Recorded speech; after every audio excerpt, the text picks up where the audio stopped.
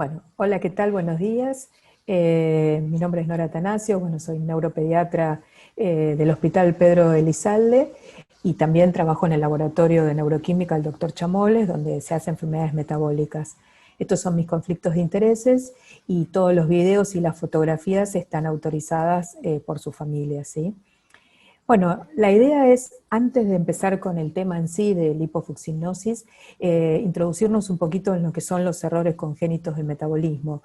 Ustedes saben que son enfermedades genéticas en las cuales hay una alteración en la estructura del ADN, lo cual produce una alteración en la función y también en la estructura de una proteína, o sea, se codifica una proteína anómala, y esto por ende va a generar una alteración tanto a nivel celular como a nivel de órganos y también a veces de sistemas, ¿sí? Esto es el ABC, ¿sí?, del metabolismo. Un sustrato, ¿sí?, se tiene que transformar a través de una enzima catalizadora en un producto, el cual a su vez es eliminado. Entonces, esto, por supuesto, cuando hay una función normal, esto mantiene la homeostasis del organismo. Ahora, ¿qué es lo que pasa en los errores congénitos del metabolismo? Hay una enzima deficiente, ¿sí?, que tiene que catabolizar una reacción específica.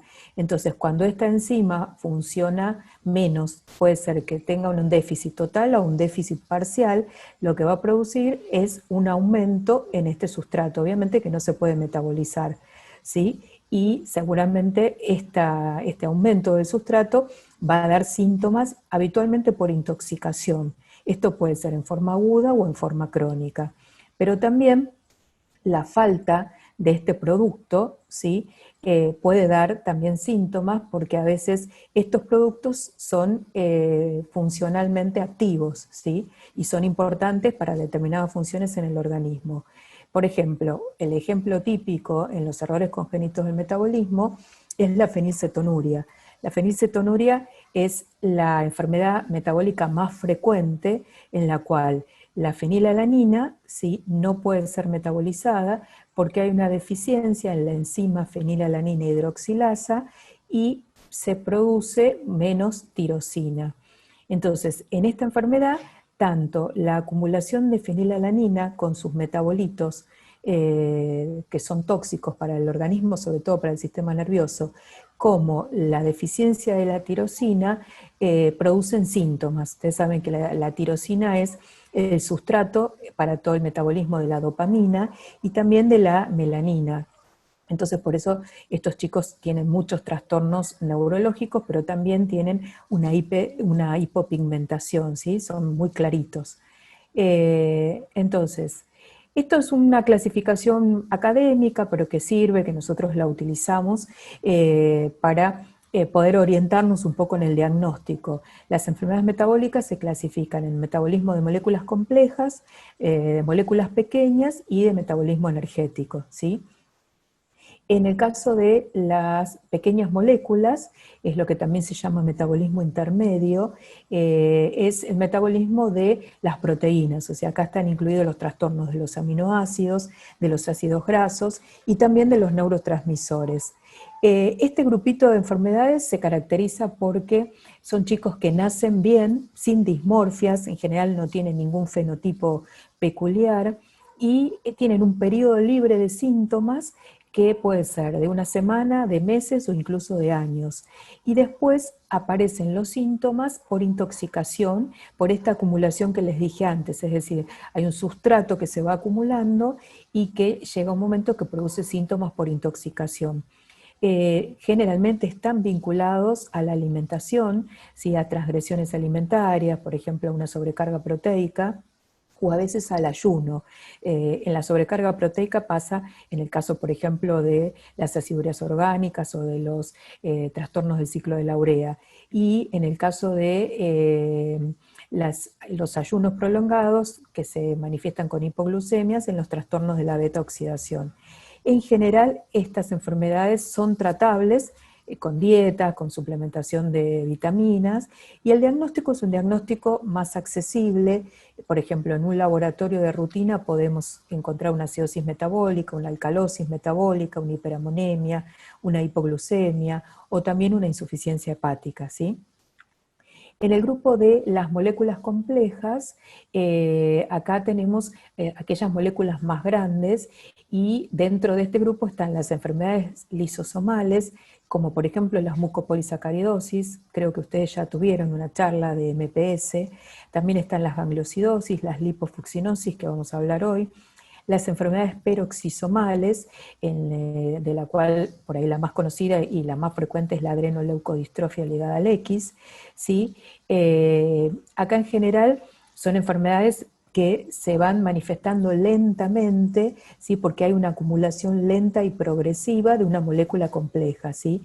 Se caracterizan porque suelen ser dismórficos los pacientes, tener fenotipos peculiares, ¿sí? Y por tener un compromiso extra neurológico. Este es el grupo de enfermedades que se conocen como enfermedades de depósito, en las cuales hay una acumulación, por ejemplo, a nivel del hígado, con hepatomegalia, esplenomegalia, o también una miocardiopatía hipertrófica, ¿sí? El diagnóstico suele ser más específico. En general no hay un laboratorio que nos ayude, laboratorio de rutina que nos oriente. Acá uno va directamente a buscar la enzima que está deficiente, ¿sí? Y el último grupo es el grupo del metabolismo energético, en el cual principalmente están los trastornos mitocondriales. Ustedes ya saben que la mitocondria es la usina del organismo, ¿sí? En la cual, digamos, es la que produce la mayor cantidad de energía en el cuerpo. Por lo cual, entonces, en general, el compromiso va a ser multisistémico, sobre todo de aquellos órganos y sistemas que requieren más energía, como el músculo, por ejemplo, el corazón, el hígado, ¿sí? Entonces van a tener compromiso miopático, hay miopatía, neuropatía, compromiso ocular, ¿sí? Generalmente con compromiso de los músculos extraoculares. Puede haber hipoacusia, trastornos del crecimiento, baja talla. Acá el diagnóstico es más complejo. El laboratorio de rutina, por ahí lo único que nos puede mostrar es una acidosis láctica, pero el diagnóstico confirmatorio generalmente es molecular. Acá vamos a buscar la mutación o la lesión, ya sea del ADN mitocondrial o en ADN nuclear, ¿sí? Esto es simplemente como para mostrar los pacientes, estos son todos pacientes con mucopolisacaridosis, para que vean las dismorfias. Esta primera foto es una MPS1, esta señora es una MPS6, igual que este paciente. Son dos formas, esta es una forma leve y esta es una forma grave de la mucopolisacaridosis tipo 6, y este nene es una MPS3, una enfermedad de San Filipo, ¿sí? Para que vean los distintos fenotipos, y estos son enfermedades de depósito, ¿no? Acá podemos ver este nene con una hepatoesplenomegalia importante, ¿sí? Y este es otro ejemplo este es un ejemplo de una enfermedad mitocondrial, en la cual es un síndrome que se llama el síndrome de Kearns-Sayre, que se caracteriza por una oftalmoplejía externa progresiva. Este es un nene que empezó a los 12, 13 años con una oftalmoplejía, primero con una oftalmoparesia y después se instaló la oftalmoplejía. Acá no tengo un video, pero lo que se puede ver en la foto es esta ptosis palpebral, y él tiene una mirada congelada, o sea, él no puede realizar ningún movimiento ocular. Y también lo que pueden ver es que tiene una hipotrofia global, ¿sí? Él tiene una miopatía, y aparte un compromiso cardiológico. Esta es una enfermedad que compromete el ritmo cardíaco y produce bloqueos. Él tiene un marcapaso por un bloqueo AB. ¿Sí? Esto para que vean más que nada este compromiso multisistémico que tiene la enfermedad mitocondrial, ¿sí? Bueno, y ahora sí pasamos al grupito de las lipofucsinosis. Las lipofucsinosis son la causa más frecuencia de demencia en niños y en adolescentes, y uno piensa en este grupo de enfermedades cuando aparece esta tríada, que es demencia, ¿sí? O sea, pérdida de las funciones mentales superiores, la pérdida de la visión por una retinopatía y la epilepsia. En los últimos años se encontraron 14 tipos de lipofuccinosis en base a la alteración genética, ¿sí? De las cuales 2 tienen ya detectada la enzima, ¿sí? Y son la CLN1 y la CLN2.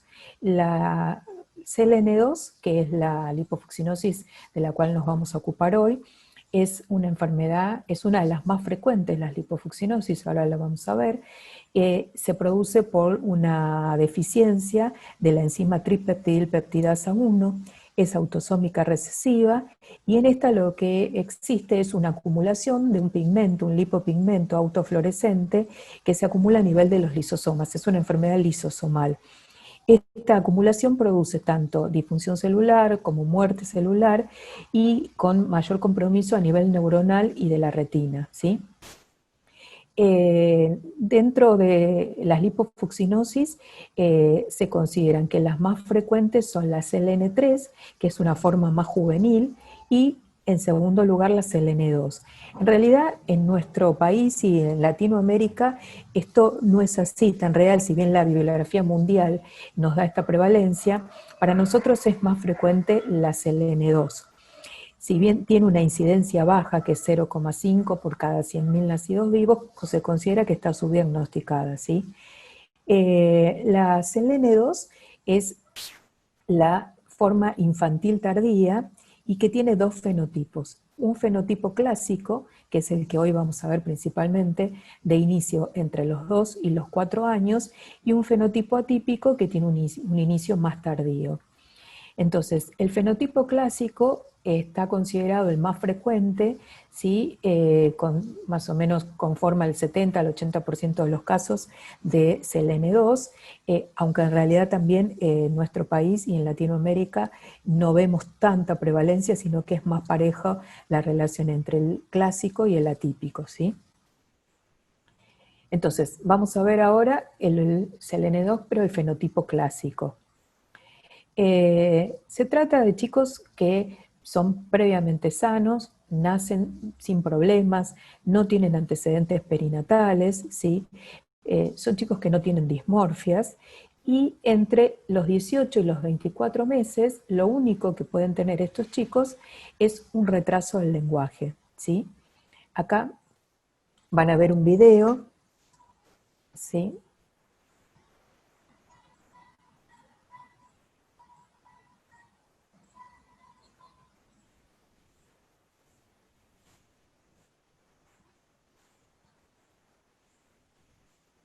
La idea que vean acá más que nada es que tiene un desarrollo motor normal, son chicos con desarrollo motor normal, ¿sí? Acá todos, él tiene 2 años, ¿sí? Fíjense que él está conectado, las fotos de los chicos que están al lado también son de la misma edad, de 2 años, todos con desarrollo motor normal, y a esta edad los 3, ¿sí? Después vamos a ver videos de todos, lo único que tenían era un retraso del lenguaje. Es decir, el trastorno del lenguaje con frecuencia precede el inicio de los síntomas más característicos y puede ser el precursor de la enfermedad, ¿sí?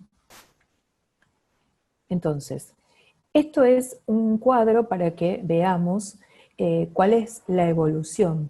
La selenosis es una enfermedad que inicia a una determinada edad y a partir de ahí empieza una secuencia de síntomas, ¿sí? Con pérdida de funciones que son muy predecibles. Lo que yo les mostré recién, estos nenes están en esta, espera que pongo el cursor. Acá estamos entre los 18 meses y los 2 años y medio, en donde lo único que vamos a tener es un retraso del lenguaje. Esa generalmente no es el motivo de consulta, puede ser que consulten a algún pediatra, pero en general a neurología no llegan por este retraso del lenguaje, ¿no? Bueno, a los 3, 4 años es cuando estos chicos empiezan con convulsiones, que va a ser el síntoma por el cual generalmente van a consultar, ¿sí? Sobre todo en neurología. Son convulsiones no provocadas, es decir, que no hay una causa que la genere, no hay fiebre, no hay una infección, es decir, no hay una meningitis, ¿sí? Y estas convulsiones en poco tiempo empiezan a tornarse refractarias, es decir, estos chicos consultan, generalmente se hace un diagnóstico de epilepsia, se pone una droga antiepiléptica y al poco tiempo vuelven a consultar porque no responden a la medicación. Muchas veces se internan porque aumenta el número de crisis y ahí es donde uno dice acá hay algo que no anda bien. Sumado a esto, al poco tiempo empiezan a instalarse los trastornos motores. Por ejemplo, acá vemos esta nena ahora tiene 6 años, pero el diagnóstico se hizo a los 4 años y 10 meses más o menos, cuando consultó por caídas frecuentes, ¿sí? Las voy a poner de vuelta, y en ese momento ya vimos que tenía esta marcha levemente atáxica, ven que tiene un leve aumento de la base de sustentación. La verdad que es leve, pero lo tiene. Asociado a esto, ella había perdido algo del lenguaje. Uno se llama como Todavía. Tobías. ¿Y el otro? Aló. ¿Y tu papá cómo se llama? Mamá. Papá. Papá, pero ¿cómo se llama el nombre? Masi Miliano. ¿Cómo era? Demi. Emi. Emi. Demi. El Emi, tu primo. ¿Y tu prima? La que siempre ha jugado con vos, ¿cómo se llama? Se fue. Se fue, pero ¿cómo se llama? Se fue la pipita. La Pipita. Bueno, Pero más se que llama nada era Tiara, para que otro vean más. que obviamente no es el lenguaje de una nena de 5 años, ¿sí? Ella había perdido el lenguaje a los 2 años, como les mostré antes, tenía un retraso del lenguaje, después adquirió y desde el momento que empezó con su epilepsia, perdió el lenguaje. Entonces, la ataxia y la pérdida del lenguaje empiezan a aparecer luego del inicio de la epilepsia. Es decir, estos chicos primero tienen un retraso del lenguaje, ¿sí? Y luego sí la pérdida del lenguaje, que está en realidad relacionado con el desarrollo de la enfermedad, ¿sí? Después, estos chicos dijimos, empiezan con convulsiones, las epilepsias, las lipofucinosis son epilepsias mioclónicas, por lo cual principalmente las crisis que suelen tener son mioclónicas, pero también tienen otro tipo de crisis, tienen tónico-clónicas generalizadas, las atónicas, que son esas crisis que los chicos se desploman, ¿sí? Parciales complejas y también antecedentes de convulsiones febriles. Una característica es que pueden tener hasta 100 crisis por día y que rápidamente se vuelven refractarias. Este es un trabajo del doctor Specchio de Italia, que hizo un trabajo retrospectivo de 14 pacientes en los cuales evaluó hallazgos, hizo una evaluación de los hallazgos clínicos, electrofisiológicos y neuroradiológicos de estos pacientes y encontró que el 36% habían tenido crisis mioclónicas, el 29% tónico-clónicas generalizadas, el 21% atónicas y el 14% focales motoras. La edad media de presentación de esta epilepsia fue 3 años, punto 2, y 2 pacientes tenían historia de convulsiones febriles, consideradas atípicas porque eran ausencias o focales. Las convulsiones febriles típicas suelen ser generalizadas y que duran más de 5 minutos, ¿sí? Y todos estos pacientes tenían retraso del lenguaje. Esto más que nada es neurológico, pero bueno, a nosotros nos sirve mucho para el diagnóstico. Siempre que un paciente empieza con convulsiones, lo primero que hacemos es pedir un electroencefalograma y los electroencefalogramas de estos chicos tienen una característica que es que tienen una respuesta, ¿sí?, fotoparoxística a una fotoestimulación. Es decir, nosotros cuando pedimos el electro, lo pedimos, ¿sí?, con una estimulación compleja que es el fotoestimulador.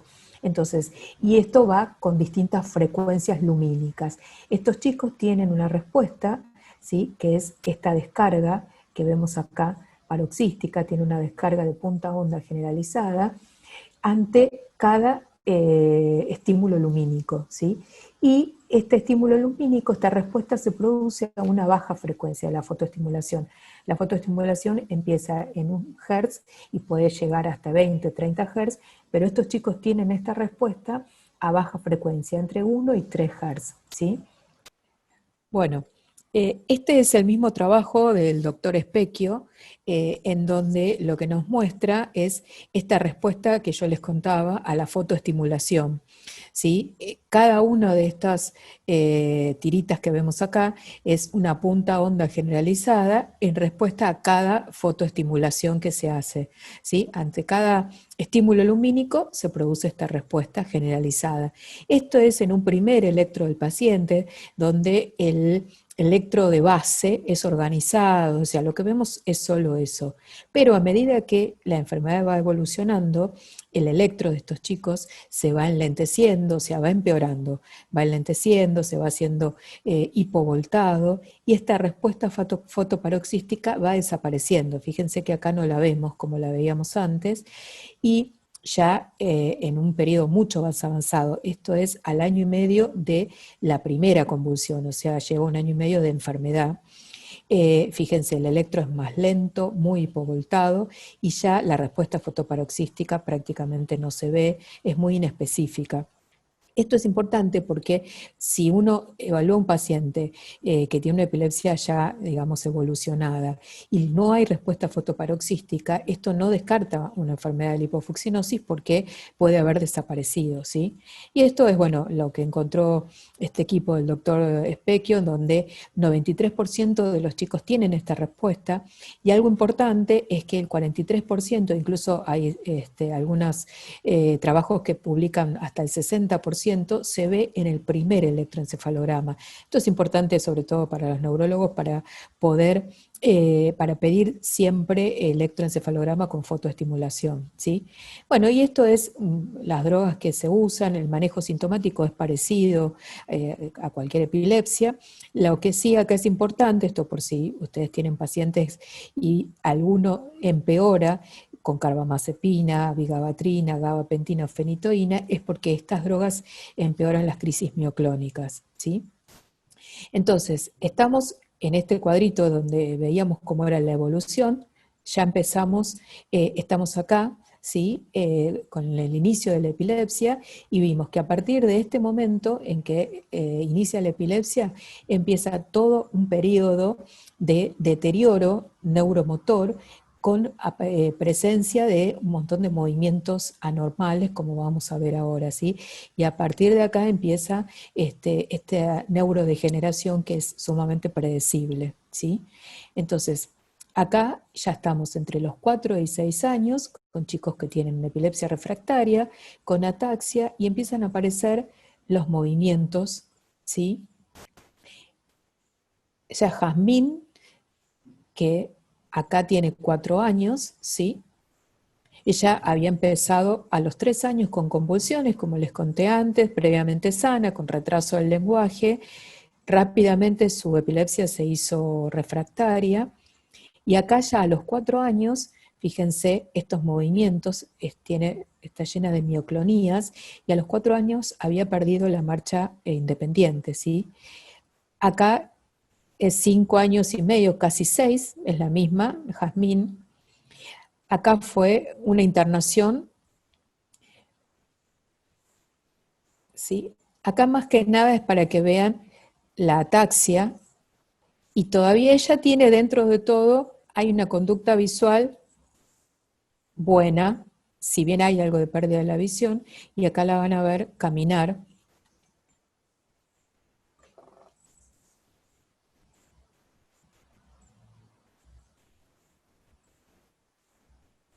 ¿Sí? Fíjense la ataxia de tronco, ¿sí? Eso es bien atáxico.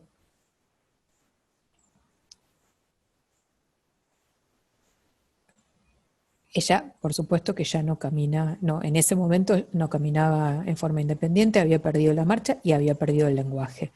Entonces, entre los 4 y 6 años ya estamos con un cuadro instalado con ataxia, mioclonías, un deterioro del lenguaje, deterioro motor, ¿sí? Una marcha con apoyo, y también ya hay pérdida de la visión. La pérdida de la visión puede empezar a partir de los 4 años, pero es más tardía, es decir, la visión se va perdiendo a medida que el cuadro va evolucionando y que hay una encefalopatía, ¿sí?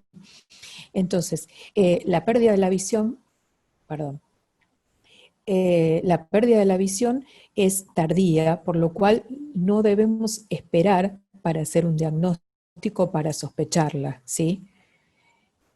Entonces, esta es otra nena, ¿sí? Que empezó a los 3 años. Fíjense que la historia es parecida, sin antecedentes previos. A los 3 años empieza con convulsiones, ¿sí? Empieza a ser tratada por una epilepsia. A los 4 años se asocia a la ataxia, ¿sí? Y ya a los 5 años había perdido el lenguaje, había iniciado con mioclonías y había perdido la marcha espontánea, ¿sí? Acá vamos a ver, ya es Kiara.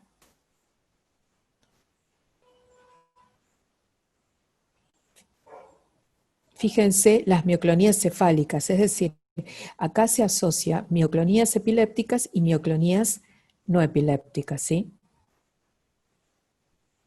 Fíjense acá que ella ya había perdido la marcha espontánea.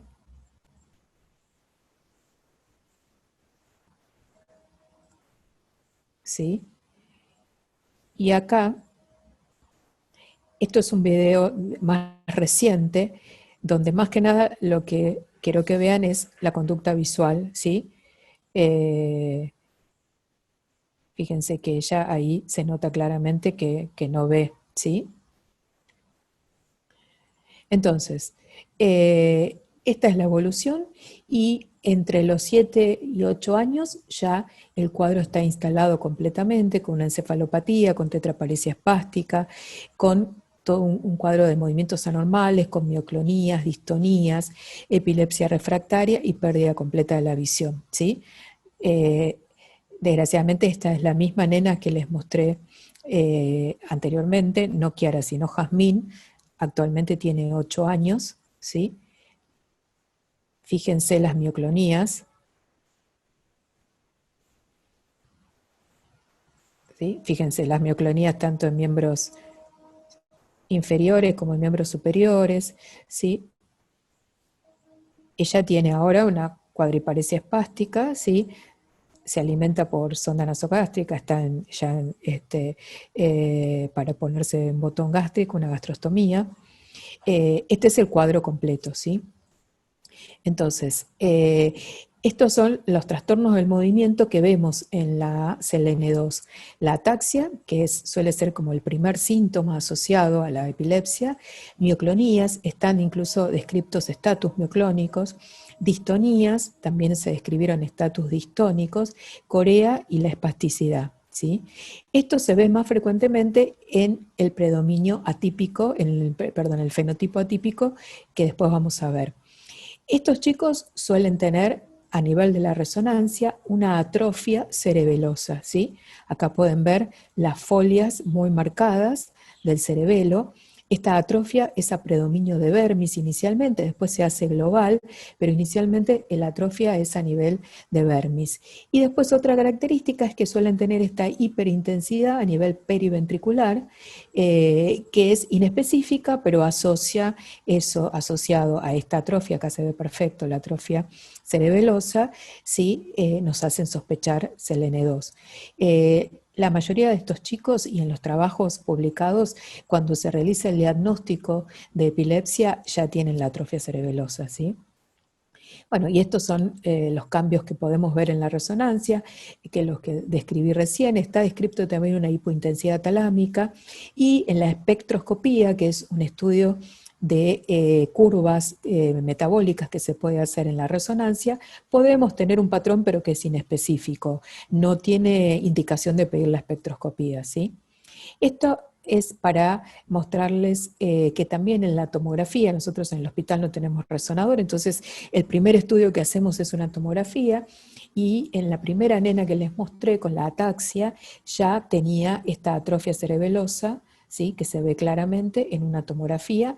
En ese momento no había otra atrofia, sino solamente la cerebelosa, ¿sí? Bueno, y rápidamente les comento el fenotipo atípico. El fenotipo atípico tiene un comienzo más tardío, llamado la forma juvenil, tiene una evolución más lenta y la presentación es distinta a la combinación de síntomas de los clásicos.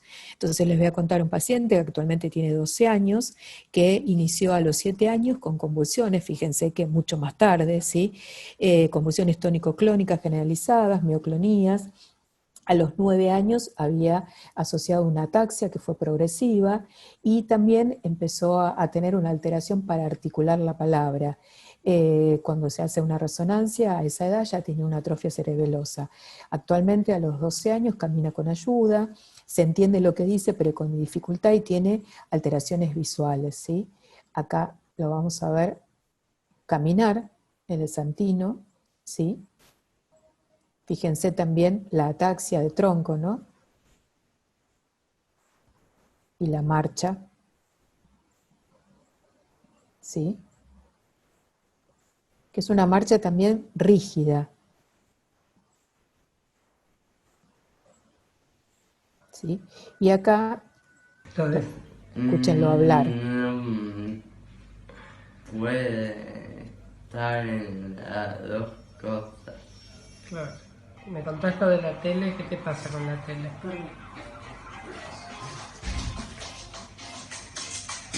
Bueno, ahí lo vieron, lo escucharon hablar, ¿sí? Una palabra lenta, escandida. Y esto es para ver la evolución. Este es el mismo nene, fíjense que sin ningún antecedente, con un desarrollo normal hasta los 7 años, ¿sí? Esta es una forma atípica. Otra paciente que actualmente tiene 22 años, empezó a los 9 años con mutismo, previamente sana, durante 15 días y después empezó con una difluencia, ¿no? Una tartamudez. Y empezó a asociar trastornos motores progresivos. A los 10 años camina ya con bastones, a los 16 años tiene su primera convulsión, ¿sí? Fue única y después a los 21 años repite una convulsión y ya se instala una epilepsia, pero no refractaria. A los 17 años había empezado con un cuadro de agresividad y actualmente tiene un lenguaje muy difícil de comprender, tiene ataxia y distonía. Yo acá lo que les muestro son 2 fotos para que vean las posturas distónicas, ¿sí? De ella, fíjense acá en la mano, ¿sí? En la mano derecha, las posturas distónicas, y ven que por supuesto ella ya deambula, no deambula espontáneamente, ¿sí? Que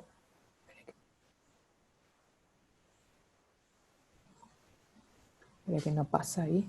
Ahora, entonces, la diferencia entre el fenotipo clásico y atípico. El clásico inicia entre los 2 y 4 años con convulsiones no provocadas, con antecedentes de retraso del lenguaje en la mayoría de los pacientes, y luego se instala un deterioro predecible tanto del lenguaje como motor.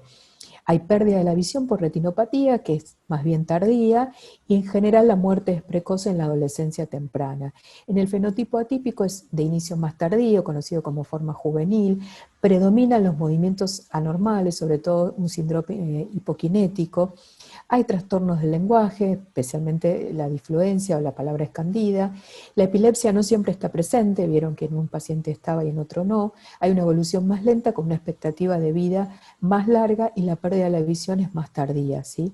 En común es que siempre estos pacientes suelen tener atrofia cerebelosa y ataxia, ¿sí? Bueno, estos son otros exámenes que nos ayudan al diagnóstico, los potenciales visuales que inicialmente presentan un potencial aumentado, un potencial gigante y después disminuido en la etapa final, el electroretinograma que suele estar o sea, en realidad está ausente o disminuido en las etapas tardías, pero a veces puede ser estar alterado en etapas iniciales antes del deterioro visual.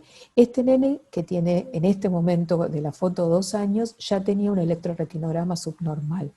Después la tomografía de coherencia óptica, que es la que nos sirve para ver el daño progresivo de la retina, ¿sí? Y antes estas enfermedades se diagnosticaban a través de la microscopía electrónica, donde uno podía ver los cuerpos curvilíneos de los distintos tipos de lipofucinosis, pero bueno, esto fue hasta que empezó el diagnóstico por dosaje enzimático. que es el diagnóstico que se utiliza ahora. Es decir, el primer paso que hacemos para el diagnóstico es el dosaje enzimático en las gotas de sangre y papel de filtro, ¿sí? Esto es un papel de filtro como el de la pesquisa neonatal, esta es la forma correcta de tomar, ¿sí? Y este es el primer paso, uno hace el dosaje de la enzima tripeptidilpeptidasa 1 en papel de filtro, y si este es deficiente, se confirma el leucocitos y por supuesto hacemos el estudio molecular, ¿sí? El tiempo en estos chicos, la verdad es que es fundamental y en alguna forma está en nuestras manos, porque esta es una enfermedad que tiene una demora en el diagnóstico de 2 años. Hay un retraso de 2 años desde el momento que se produce la primera convulsión hasta el momento del diagnóstico, ¿sí? Y en estos 2 años estos chicos han perdido muchas funciones, porque lo que está publicado es que existe un deterioro, una pérdida de función, tanto motora como del lenguaje, de 2 puntos por año. ¿Y qué es lo que más o menos le vine mostrando en estos chicos que han perdido en un año, ¿no es cierto?, viendo la evolución? El caso de Bautista. Bautista es este nene que yo les mostré inicialmente, con 2 años, ¿sí? Cuando Bautista se hizo el diagnóstico a los 2 años, porque él tiene un hermano mayor con el diagnóstico de SLN2, actualmente tiene 18 años, cuando él tenía 2 años y los papás notaron que tenía un retraso del lenguaje, recién ahí decidieron consultar y estudiarlo y hacerle el dosaje enzimático, que por supuesto fue patológico, y entonces se hizo el diagnóstico de la enfermedad. Esto fue en febrero del año 2017, en abril del año 2017 se aprueba el tratamiento de terapia de reemplazo enzimático con serliponase alfa, que es una enzima recombinante humana, que es el único tratamiento que existe actualmente para SLN2. Entonces, él en julio del año 2017 inicia el tratamiento. Este tratamiento es a través de un dispositivo intracerebroventricular. Acá podemos ver el dispositivo, ¿sí?, que se coloca en el ventrículo lateral, y se realiza una infusión de esta enzima de intracerebroventricular. Acá lo que vemos es al neurocirujano habilitando este dispositivo, ¿sí? Ahí habilita el dispositivo, es como si fuera un tratamiento oncológico, como el catéter, como el portacat que tienen algunos pacientes, nada más que acá este dispositivo está colocado en el ventrículo lateral, ¿sí? Y esto se hace en hospital de día, es un tratamiento ambulatorio, durante 4 o 5 horas se realiza la infusión de esta enzima, y el paciente después se va a su casa, ¿sí? Esto, acá está el nene, a UPA del papá, lo hacemos de esta forma, ¿sí? Este es Bautista a los 4 años, ¿sí? Bautista empezó entonces solamente teniendo un retraso del lenguaje, empezó su tratamiento, y en estos momentos él tiene 5 años, acá lo podemos ver a él, y acá vemos a su hermano con la etapa muy avanzada de la enfermedad. Él tiene un desarrollo normal, mantiene su retraso del lenguaje, pero ha mejorado, acá lo podemos ver. 1, 1, 2, 3, 1, 4, 4, 5, 6, 7, ¿qué es eso? Cuida. 8. 1, 8, 9, 10. Bien, muy Bueno, bien. si ustedes ven, él ahora tiene 5 años, en enero cumple los 6 años, está en un jardín común, por supuesto con todo un equipo de tratamiento, pero él ha mejorado bastante su lenguaje. Si recuerdan los pacientes que yo les mostré antes, entre los 5 o 6 años, todos habían perdido la marcha espontánea y tenían una epilepsia refractaria. Él no ha tenido nunca una convulsión, no ha desarrollado una epilepsia, tiene exámenes complementarios al día de hoy que son normales. Estas son 2 escalas que se utilizaron, se plantearon para hacer el seguimiento de estos pacientes, pero en realidad en base a estas dos escalas, en donde se evalúa la función motora, el lenguaje, las convulsiones y la visión, se armó una sola escala, que esta es la escala de Hamburgo, que se utiliza para el seguimiento de los pacientes, sobre todo que están en tratamiento. Acá hay dos dominios que se consideran que son la función motora y la función del lenguaje. El máximo puntaje es 3 para cada uno, 6 es función normal, 0 es sin función, y como vean en la función motora, 3 es que camina normalmente, 2 tiene caídas frecuentes o torpeza evidente, 1 es que ya no camina, solamente con ayuda o puede arrastrarse, y 0 que está inmóvil, como es la paciente que les mostré con una etapa ya avanzada. Y en el lenguaje, el puntaje 3 es normal, o sea, el máximo esto sería el máximo individual de cada uno, ¿no? 2 se ha vuelto reconociblemente anormal, 1 que es difícil de entender, y 0 que tiene, que tiene un lenguaje ininteligible o ausencia del lenguaje, ¿sí? Bueno, un comentario con respecto a Bautista, que yo les mostré hace un ratito. Bautista inicia su tratamiento con una escala, con un puntaje de 5 de esta escala, ¿sí? 5-6 en realidad, porque su lenguaje tenía un retraso del lenguaje, pero actualmente se ha mantenido e incluso ha mejorado, porque él ha mejorado su lenguaje, ha mejorado también su perfil cognitivo, aunque mantiene, por supuesto, su trastorno del lenguaje. Entonces, como conclusiones, la enfermedad CLN2 es un desorden neurodegenerativo rápidamente progresivo, con un retraso importante en el diagnóstico. El diagnóstico temprano es crítico para optimizar los resultados para el paciente y su familia, más que ahora tenemos una terapia de reemplazo enzimático, y convulsiones no provocadas de inicio reciente, con historias de retraso del desarrollo del lenguaje, asociadas a una respuesta fotoparoxística a baja frecuencia en el electroencefalograma, o una resonancia con determinadas alteraciones como la atrofia cerebelosa o alteraciones de la sustancia blanca posterior, nos tienen que hacer pensar en CLN2 con fenotipo clásico. Y la presencia de movimientos anormales asociados a un deterioro cognitivo y del lenguaje, sospechar en un fenotipo atípico, ¿no es cierto?, de comienzo más tardío. El testeo de laboratorio para esta enfermedad está claramente establecido, ¿sí?, con dosaje enzimático y después también con confirmación molecular. Bueno, muchas gracias.